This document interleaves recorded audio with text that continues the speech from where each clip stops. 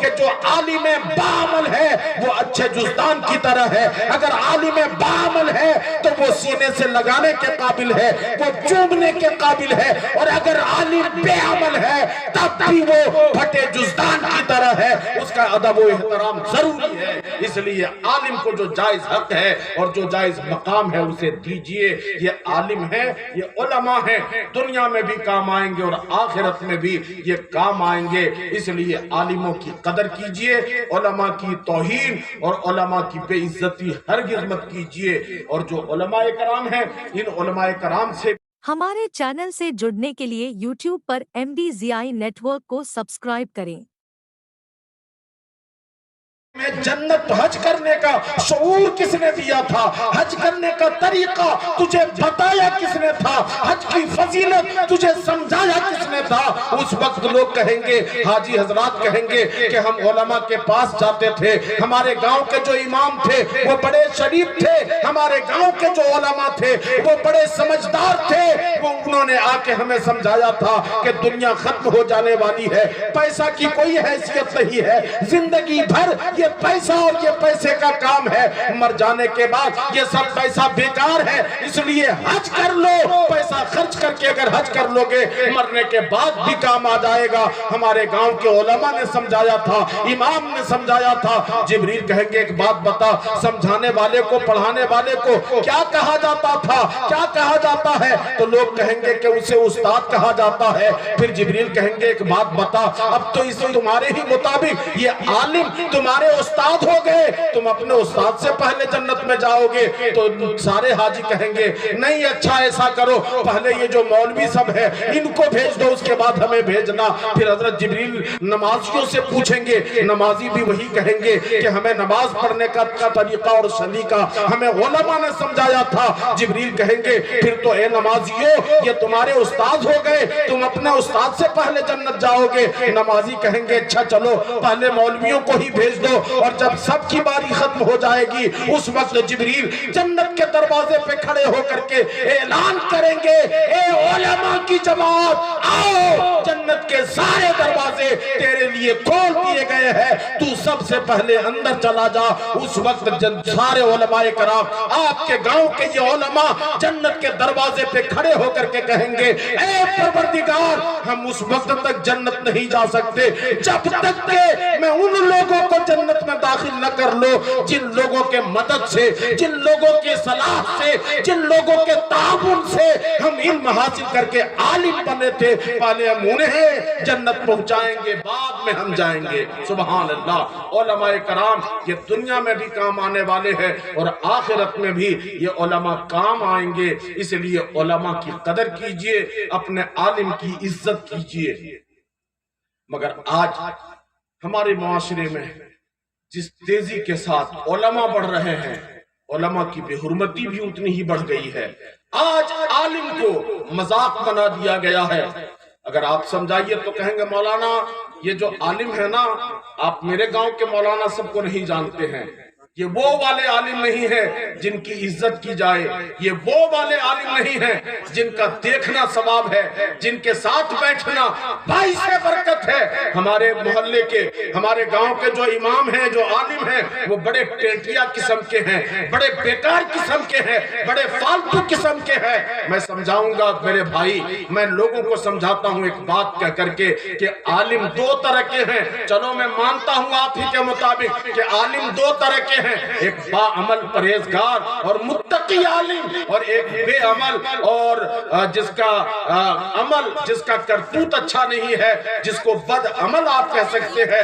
اس لیے آپ تقسیم کر سکتے ہیں ایک با عمل عالم اور ایک بے عمل عالم۔ مگر عالم اگر وہ ہے، چاہے وہ با عمل ہے یا بے عمل ہے، ہر حال میں اگر عالم ہے تو عزت کے قابل ہے، عالم ہے احترام کے قابل ہے، عالم ہے تو شان کے قابل ہے۔ عالم کو عالم سمجھیے اور اس کا جو جائز حق اور مقام ہے اسے دیجئے۔ عالم چاہے بدماش ہو، عالم چاہے بد عمل ہو، اگر وہ قرآن و حدیث کا عالم ہے تو وہ لائق عزت و احترام ہے۔ آپ اسے مثال سے سمجھے. قرآن مقدس پہ جو کپڑا لگایا جاتا ہے اس کپڑے کو کہتے ہیں جزدان. کیا کہتے ہیں اس کپڑے کو جس میں قرآن بھر کے رکھا جاتا ہے؟ اس کپڑے کا نام ہے جزدان. اگر یہ جزدان اچھا ہے تو یہ قابل احترام ہے. قرآن پڑھنے والا جب قرآن اٹھاتا ہے تو قرآن کے ساتھ ساتھ اس کپڑے کو بھی سینے سے لگاتا ہے, ہونٹوں سے لگاتا ہے, آنکھوں سے لگاتا ہے. اور اگر وہ قرآن رکھنے والا کپڑا جزدان اگر پرانا ہو جائے, پھٹ جائے, پوشیدہ ہو جائے تو کوئی غیرت مند مسلمان اس پھٹے ہوئے جزدان کو صافی نہیں بنا سکتا ہے. اپنے گھر کے باورچی خانے میں برتن پوچھنے کے لیے اسے استعمال نہیں کر سکتا ہے, بلکہ غیرت مند مسلمان کہے گا یہ جزدان ہے. یہ برسوں تک قرآن سے چمٹا ہوا رہا, قرآن سے ستا رہا, اس لیے پھٹ گیا تو کیا ہوا؟ یہ اب بھی لائق ادب و احترام ہے. اسے عزت کے ساتھ کسی پانی میں ٹھنڈا کر دیا جائے یا کسی پاک زمین پر قبرستان کے کسی حصے میں آسودہ خاک کر دیا جائے, یہ اب بھی پھٹنے کے بعد بھی یہ لائق ادب و احترام ہے. دوستو بلا شبہ مجھے کہنے دو کہ جو عالم باعمل ہے وہ اچھے جزدان کی طرح ہے. اگر عالم باعمل ہے تو وہ سینے سے لگانے کے قابل ہے, وہ چومنے کے قابل ہے. اور اگر عالم بے عمل ہے تب بھی وہ پھٹے جزدان کی طرح ہے. اس کا ادب و احترام ضروری ہے. اس لیے عالم کو جو جائز حق ہے اور جو جائز مقام ہے اسے دیجئے. یہ عالم ہے, یہ علماء ہیں, دنیا میں بھی کام آئیں گے اور آخرت میں بھی یہ کام آئیں گے. اس لیے عالموں کی قدر کیجئے, علماء کی توہین اور علماء کی بے عزتی ہرگز مت کیجئے. اور جو علماء کرام ہیں ان علماء کرام سے بھی ہم لوگ بھی کوئی دودھ کے دھلے ہوئے نہیں ہیں. آج ہمارے اندر بھی بہت ساری خرابیاں پیدا ہو گئی ہیں. عالم بن جانے کے بعد ہماری ذمہ داری بہت بڑھ جاتی ہے. ہمارا رہن سہن, اٹھنا بیٹھنا, چلنا پھرنا, بولنا, سونا جاگنا, یہ سب لوگوں کے نظر میں رہتا ہے. اس لیے جہاں بھی رہیں ہم ہمیشہ ہر حال میں عالمانہ شان کے ساتھ, عالمانہ جاہ و جلال کے ساتھ, عالمانہ رنگ کے ساتھ, عالمانہ روپ اور شکل کے ساتھ ہمیشہ ہمیں موجود رہنا چاہیے. اور غیر عالمانہ کام, غیر عالمانہ حرکت, بچکانہ حرکتوں سے ہمیں پرہیز کرنا چاہیے. انہی حرکتوں نے آج ہم لوگوں کو عوام کی نظر میں ذرا مقام کم کرا دیا ہے. اس لیے علماء کرام کی بھی ذمہ داری بنتی ہے کہ ہم خود کو عالم سمجھیں, ہم خود کو اس لائق سمجھیں کہ اللہ کے نبی نے ارشاد فرمایا کہ جو عالم ہوتے ہیں, جو عالم ہیں, یہ ڈائریکٹ میرے سینے سے فیض پائے ہوئے ہیں اور ان کو ڈائریکٹ سینہ مصطفیٰ سے فیض ملتا رہتا ہے. اس لیے اس بات کا لحاظ کریں اور خیال کریں. علماء کی شان بہت بلند ہے, اور کتنی بلند ہے آپ اندازہ فرمائیں.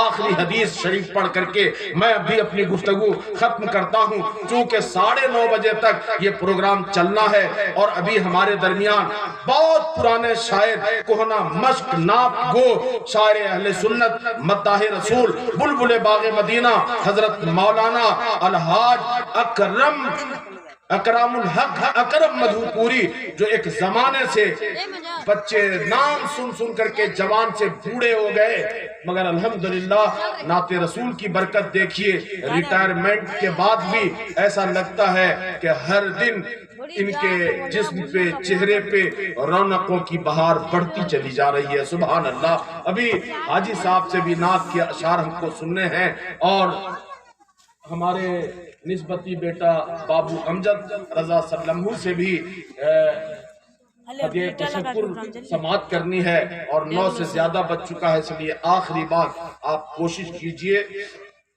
ابھی ایک بہت اچھی حدیث مولانا غلام سرور صاحب نے پڑھ کے سنایا, مگر دکھ کی بات یہ ہے کہ ہم سنتے ادھر سے ہیں, نکال فوراً ادھر سے دیتے ہیں. اللہ کے نبی نے ارشاد فرمایا کہ لوگوں تم 4 چیزوں میں سے کوئی ایک چیز بننا, 5واں مت بننا ورنہ برباد ہو جاؤ گے.